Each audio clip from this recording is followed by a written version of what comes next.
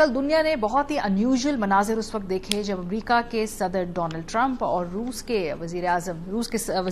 रूसी सदर पुतिन उनका एक मुलाकात का वो विजुअल जिसका कब से इंतजार था। इस वक्त अगर हम देखें आलमी ग्लोबल मंजरनामे के ऊपर इस मुलाकात के हवाले से जो चहमगोइयां थी क्या होती है या नहीं होती है, 10 साल बाद रूसी सदर पुतिन अमेरिका के दौरे पे गए और वहां पर डोनाल्ड ट्रंप ने उनको न सिर्फ अपने टॉप टियर जहाजों से सलामी भी दिलवाई बल्कि बड़ा पुरतका उनका इस्तकबाल भी किया।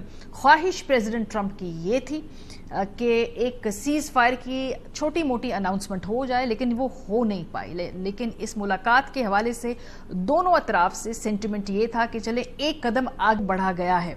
इस मुलाकात के बाद दोनों का रद्द-ए-अमल सुनिए।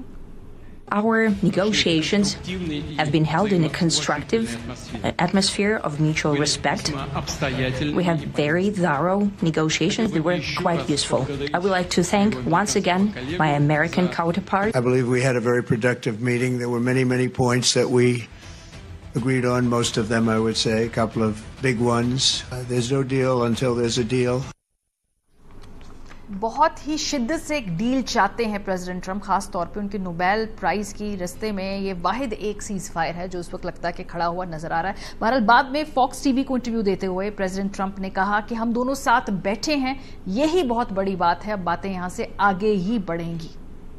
Had to grade it on a scale of 1 to 10. So I think the meeting was a 10 in the sense that we got along great, and it's good when, two big powers get along, especially when they're nuclear powers. We're number one, they're number two in the world, and it's a big deal. That's a big deal.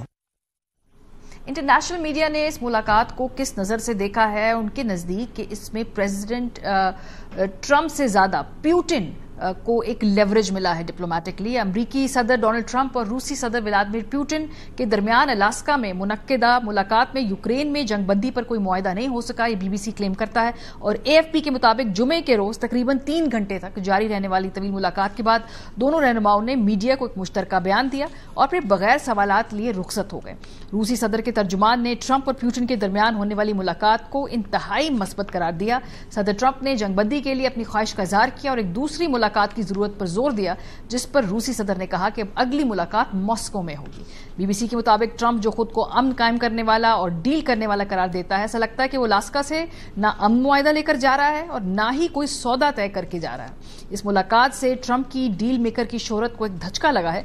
इन मुज़ाकरात में Trump के लिए रूस या Ukraine के मुकाबले में कम चीजें दांव पर लगी थी, लेकिन इसके बावजूद ये उनकी दाखिली और आलमी साख को नुकसान पहुंचाएगा, क्योंकि वो पहले कह चुके थे कि इस मुलाकात के नाकाम होने का इम्कान सिर्फ 25% है। बीबीसी के मुताबिक सालों की कोशिश के बावजूद रूसी सदर के ज़हन को नहीं बदला जा सका है। रूसी सदर से मुलाकात के बाद सदर ट्रंप ने कहा कि अब यह बात यूक्रेनी सदर ज़ेलेंस्की पर मुनहसर है कि वो यूरोपियन ममालिक की शमूलियत के साथ किस तरह से मुआहिदा करते हैं।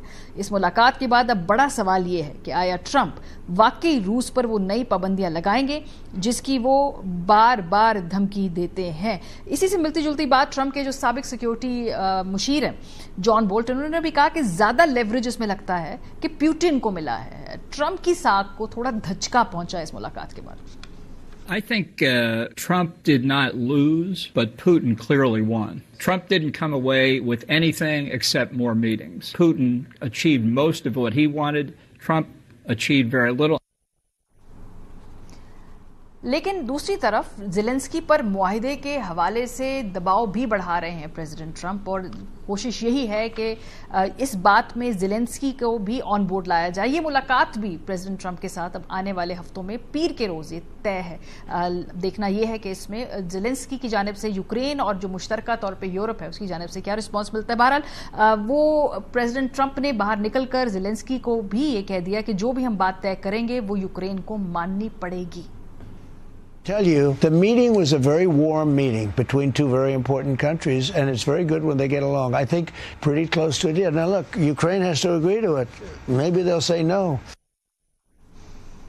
جبکہ دوسری طرف زیلنسکی نے پھر یہ ٹویٹ کیا اور کہا کہ جس دن یہ ملاقات ہو رہی تھی اس دن بھی رشینز نے ہمارے لوگوں کو مارا ہے. ہم وہ تمام کام کرنے کو تیار ہیں, وہ پروڈکٹیو طریقے سے تعاون کرنے کو تیار ہیں جس سے جنگ کا خاتمہ ہو, اور اس میں امریکہ کو ہمارا ساتھ دینا پڑے گا. ہمیں امریکہ کی ضرورت ہے اور اسی پہ ہی تمام باتوں کا انحصار ہے.